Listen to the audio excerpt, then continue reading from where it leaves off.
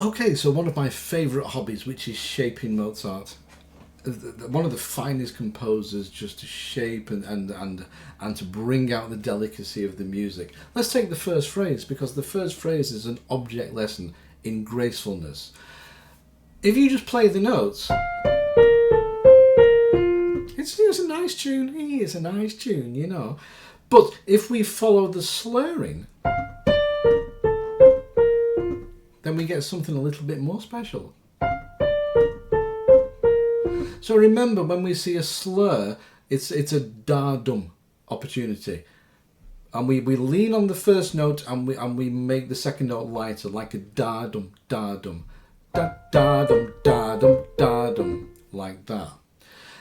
When we put that together with our left hand, of course, we want the left hand to be smooth. So this is one of those patting your head and rubbing your stomach moments. We want the left hand to be smooth, but we want the right hand to have all these little bounces in them. Like that. And to be honest, we don't want... I mean, you can, and you know, you can argue the case. It's not my... I like the left hand here to be smooth. And so, working on that, bounce off, use your wrist. Use that rotation I talked about in the first lecture to keep everything nice and bouncy, nice and light, and da-da-dum, da-dum, da-dum, like that. Now here, if you're not careful, you could have that. But, as I always say, when we play two notes of the same pitch, we can't make them smooth unless we use a pedal. And we're not going to pedal Mozart, not anytime soon.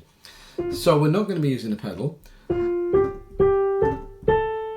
So we're going to lean into the fact that these notes are impossible. The two Gs, the two As, they're impossible to play smoothly. We'll lean into that, we'll make them even shorter.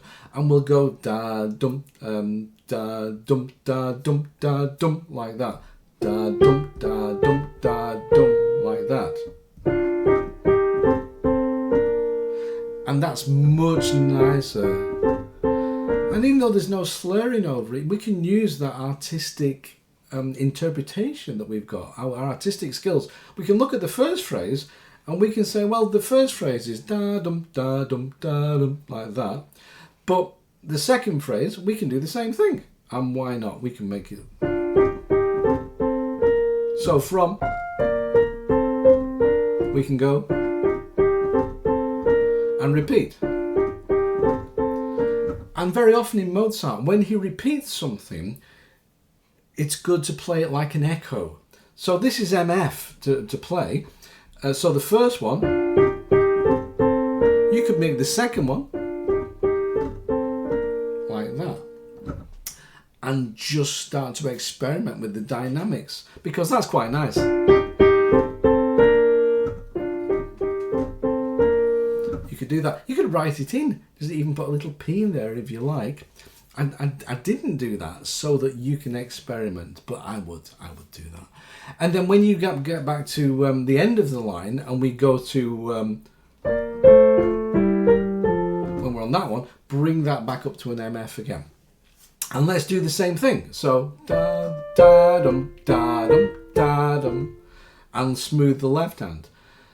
Da da dum da dum da dum, like that. Okay, so similar again. And then the next phrase, you can experiment with this, because you can do the same thing. You can da dum da dum da, like that if you want to, and carry on with that. Or you can say, let's not have too much of a good thing, and let's now make these quavers smooth, like that. I won't tell you which one I do. You decide which one you like best. So whether you like or that one. Answers on a postcard. Tell me, vote for it. Tell me which one's your favourite. And then I'll tell you which one mine is. And then the last phrase. Now with that one, we can have a. We could do the whole thing smooth, or we could make the last two notes more staccato, more detached, or we could just. You've got so many choices. You know, any of those ways will be great. Just do something. Don't play it. As long as you don't do that, then you're all good. You decide how you want to interpret those last two bars. Bit of homework for you. So that's the first section. And really, when we move on to the second section, we really want to use all the same sort of techniques because we don't want it to sound like a different piece. So we still want to da-dum our way down these phrases at bar 13. Da-da-dum, da-dum, da. Now here, I would be tempted, rather than doing, you might think, do that, da-dum, da-dum, da. Or you could just play the second one smoothly.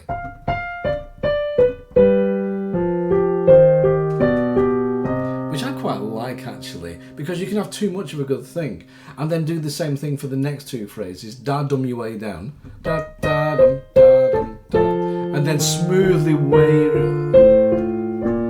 smooth your way up. Otherwise, the whole piece becomes da-dum, da-dum, da-dum, da. Sounds like a horse clip-clopping along if you're not careful. So it's best to balance the idea of using the same techniques, but don't forget that a piece needs contrast as well, and it's good to put some contrast in there. So that's my take on the middle section, and then when we move to the end, of course, we'll do it the same way as the beginning. Now, you don't need to do it the same way as the beginning. Here's an interesting thing, that actually when you have a repeat of a section, it comes back. Very often, pianists won't play it exactly the same way. They might change the dynamic, they might change the phrasing slightly. There's a myriad of things you can do with it. With something like this, which is quite simple, you might decide just to change the dynamic a little bit, maybe a little bit. I know it says MF, but there's nothing to stop you maybe just being a little bit louder now, or even quieter if you want to, because we've just had an F section, and so at bar 20, maybe we play it quietly, but keep the same articulations. And then maybe here we go a little bit louder. We could do it like this. And again, a smooth one, I think.